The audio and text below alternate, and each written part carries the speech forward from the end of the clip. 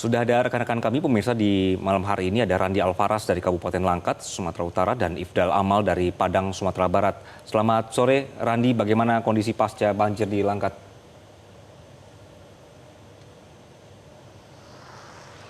Iya, selamat sore Agenda juga pemirsa. Memang upaya untuk penanganan bencana banjir di Kabupaten Langkat ini masih terus dilakukan oleh pemerintah Kabupaten Langkat dan juga BPBD setempat.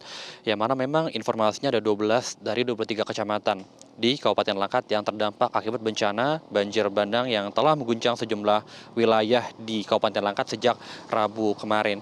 Dan oleh karena itu memang sejumlah posko-posko pengungsian juga telah didirikan, baik yang didirikan oleh Pemkab Langkat, kemudian juga beberapa warga juga mendirikan posko pengungsian secara mandiri. Namun untuk posko pengungsian utama ini terdapat di Kecamatan Hinai, yakni tepatnya di halaman kantor Kecamatan Hinai, yang mana terdapat dua tenda besar, yakni milik BPBD yang telah didirikan sejak 3 hari lalu yang bisa menjadi tempat penanggung sementara bagi masyarakat yang terdampak akibat bencana banjir di Kabupaten Langkat.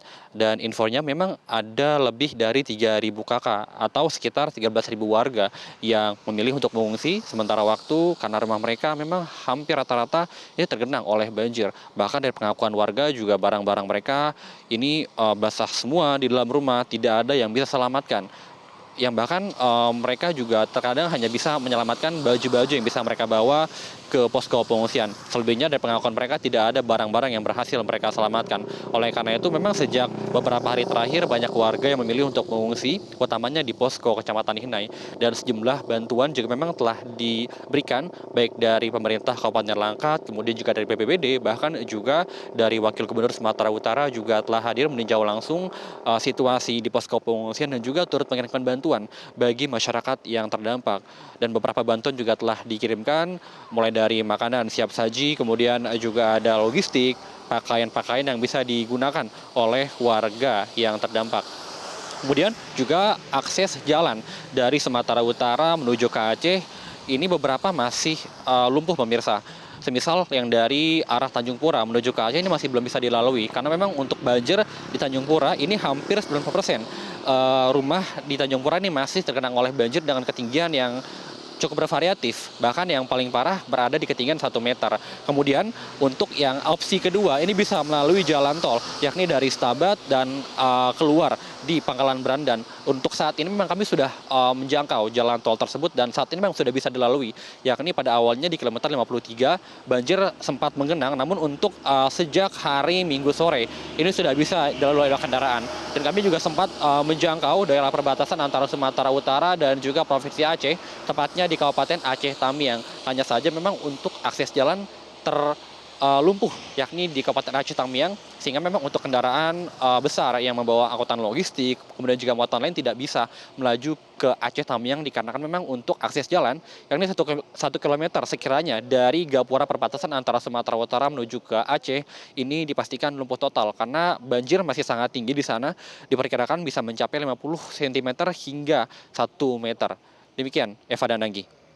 Baik, dari Langkat, Sumatera Utara kita akan bergeser ke Padang, Sumatera Barat. Sudah ada Ifdal Amal di sana. Ifdal, bagaimana distribusi bantuan untuk para korban banjir di Padang, Sumatera Barat?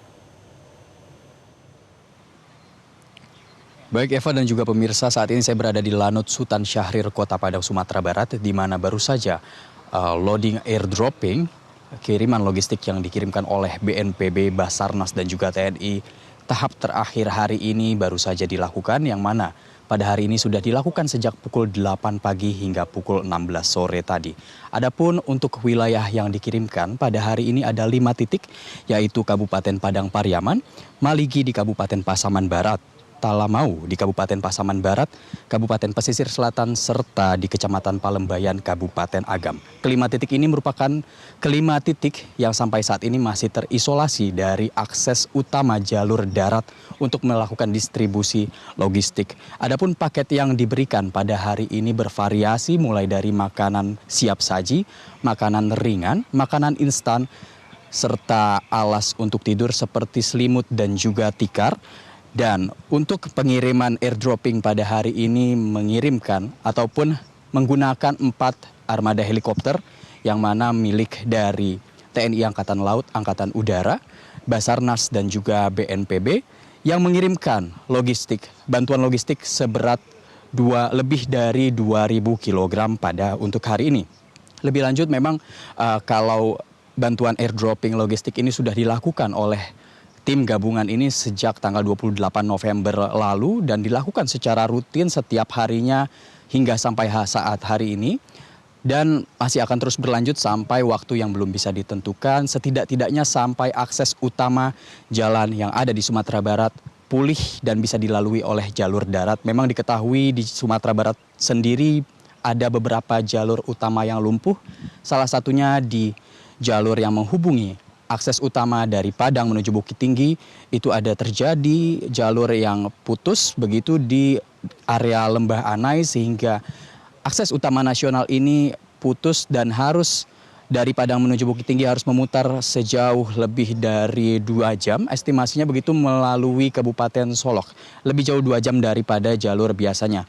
Adapun sebetulnya dari alur Lembah Anai ini ada satu jalur alternatif lain yaitu melalui Malalak Kabupaten Agam. Akan tetapi memang di Malalak sendiri juga terputus begitu sehingga bantuan logistik untuk mendistribusikan bantuan kemanusiaan terus dilakukan secara rutin melalui metode airdropping. Lebih lanjut untuk data terkini di Sumatera Barat, korban jiwa data dari BNPB yaitu ada sebanyak 165 korban meninggal dunia serta 114 korban masih dalam proses pencarian. Dari jumlah tersebut, Kabupaten Agam menjadi salah satu titik yang paling banyak mendapati kehilangan. Korban ada sebanyak 118 korban meninggal dunia dan 72 korban hilang. Sementara itu untuk data pengungsian sendiri masih ada sebanyak 18.000 lebih kepala keluarga dan 122.000 lebih jiwa yang masih mengungsi di beberapa titik yang tersebar di seluruh Sumatera Barat. Untuk sementara demikian, Eva, Anggi, kami akan terus mengupdate peristiwa banjir dan juga tanah longsor di Sumatera Barat. Ifdal Amal melaporkan dari Padang, Sumatera Barat, dan sebelumnya ada rekan Randi Alfaras melaporkan dari Langkat, Sumut. Terima kasih rekan-rekan. Jelajahi cara baru mendapatkan informasi. Download Metro TV Extend sekarang.